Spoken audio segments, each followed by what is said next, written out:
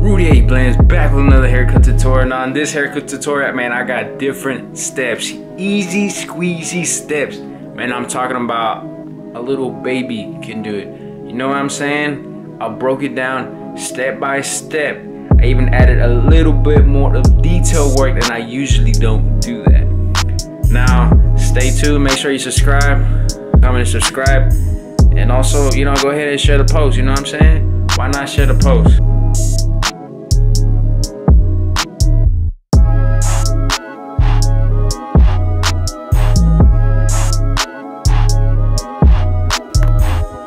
Rudy Blends back with another haircut tutorial. Now in this haircut tutorial, we are doing a high fade, high ball fade. Now I'm starting to use my first guideline as usual. I know I said I'm doing different steps and different techniques, but I like to keep this this ball line pretty simple. Now on this type of hair texture, this hair texture is pretty thin. So on these type of hair textures, sometimes it's kind of thin and thick at the same time because it's pretty dark as well. So if you leave like a slight line on this hair texture, you can actually tell. So when I'm first doing, since this a high ball fade, this doesn't always work for everybody. It actually depends on the facial gestures and stuff like that. What I'm doing is starting on the high fade. I'm starting by up the eyebrow. Up the eyebrow, there's gonna be above the peak. That's my starting point for the high ball fade on this type of, specifically this client. Now, I am gonna go skin, but for some reason, I feel like it's more better if I don't bald at the end. I don't know why. Right now, I'm barely starting to do that. So I basically bald them out, but I don't skin them out until the end. Because sometimes I feel like it takes, sometimes especially on high fades, it takes a little bit more time when you're balding out the customer, because you got to go certain passes a little bit more, especially if it's a high fade. You got to go all the way up. Now if it was a taper, probably, you know, I'd probably do, you know, get out the way right there, but since it's a high ball fade, I was like, nah, I'm just gonna wait at the end. Now this self-explanatory is pretty simple. Just bald them out as much as you can. My trimmers are, they're not zero gap, my bad. They're not zero gap, they are adjusted, but they're not zero gap. I feel like I personally have a heavy hand. Either but my customer says, you know, I got a light, smooth hand, but I don't trust myself sometimes. And for the beard, when you're fading it, my starter point, what I like to do is, as soon as it tends to round out inside of his ear, as you can see right there, inside of his ear, when it tends to round out, that's my starting point, and that's where I like to fade. Now when you're fading the beard, is the exact same thing. Now here I'm doing my first guideline. Now this is different. I don't like to usually do this, but I feel like for beginner, I mean, it's just pretty dope. So the first guideline, when I was first starting to cut hair, it was pretty hard because I was scared to go up. So my usually steps, I feel like it's a little bit more advanced. So now this is the lever all the way open first guideline. Now remember, I didn't put the shaver on him yet. I just went straight into making our guidelines first. Now I'm using it with the lever all the way open, doing my first guideline going about an inch high. Now after that, I am gonna slap the number 1 guard, and I'm gonna go another inch high with the number 1 guard all the way open. I know, I usually do it halfway to make it faster and easier to make a nice quick blend. But on this occasion, I am going with the lever all the way open to making my first guideline. Now as you can see, his hair, it is pretty thick and thin at the same time, and that's just his hair texture. So sometimes it tends to be a little bit more harder if they have thin hair. And when I say by thick, it's thick because sometimes when you go with the lever all the way open, it tends to look like he's already bald, but basically on his hair texture is not. So now for my second guideline, I am slapping the number 2 guard all the way open, and I am going above, you know, kind of shaping his haircut. So imagine like if you're doing clipper over comb, you know what I'm saying? Or, you know, just imagine like you're doing a clipper over comb. When you do a clipper over comb, your main ingredients for clipper over comb when you're using the guard system is between the number 4 and number 3. The number 4, I like to use it when I'm doing clipper over comb pretending. That's for like low fades. Now when you're doing high fades, I say number 2 to 3. And especially mid fades at 3. Now I slap the number 3 guard all the way open. Now I am kind of digging in on his head. His head shape is pretty narrow. So if I just put it as in the box shape, it's gonna look like a rough guideline. It's gonna look like a chili bowl, and he did warn me about that. But we're just gonna try to do our best. We're gonna dig in, but not as much as possible. As you can see there, like if I would do clipper comb, you could still see that line. So boom, I slapped the number 3, and I am going against the grain. So as you can see, his hair grows like to the side, so I am going toward the right. So his hair goes to the left, so I'm going to the right. Now this is a different step that I'm doing. I'm using my 1.5 guard, and I am using with the lever between all the way open and halfway. So it's 4 notches. When I was first starting cutting hair, it was 4 notches. Right now I do 3, but on this sake of the video, now this is 4. So between the halfway and the lever all the way open, you go between there. And you just go all the way up below the number 2 guard open. You don't go past that 2 guard. You go there by the 2 guard.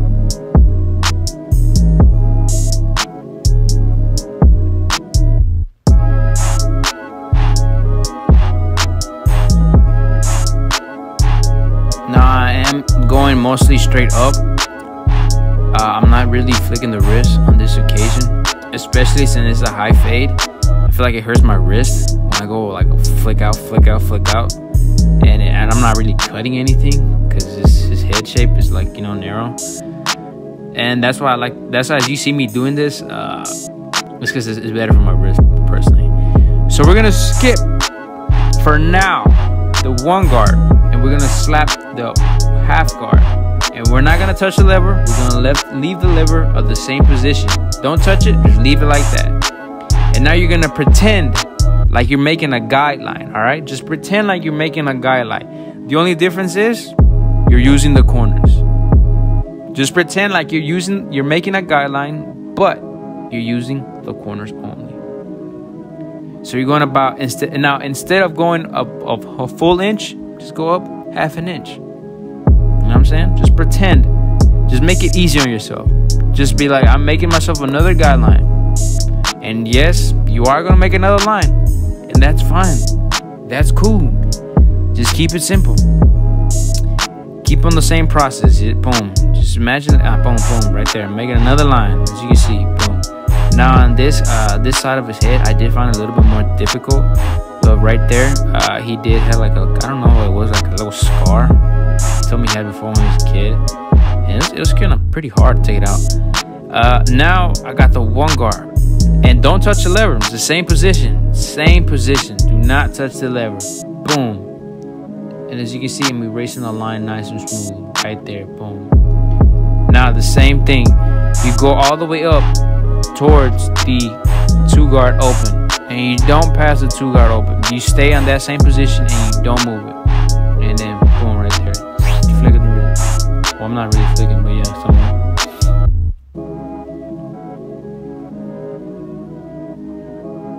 Now as you can see, this step is pretty legit. You know, it actually does work.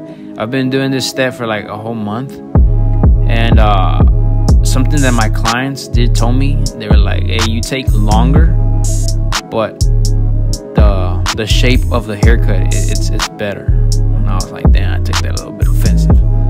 So from guaranteed satisfaction that the shape of this haircut will be dope. Now right there, boom. Now I just take out my shavers, and now it's like, you know what, now it's time. Now I like to shave. Now I just like to ball them out, self-explanatory, just shave them up. Now I know you can't really tell, but right there I'm using most of the corners, so it's basically the same thing. When you're blending with clippers, you're using the corners. So now when you're blending with the shavers, you're using the corners. So all the way to the bottom, I'm using the whole shave. Right there, boom, I'm using the whole thing. Once I get to the top, I am flicking out, and then I am using the shavers. Now on some occasions, if I do leave like a rough line, then I will go down with the grain. That way it can blend in. If not, I'll just use the corners and go up.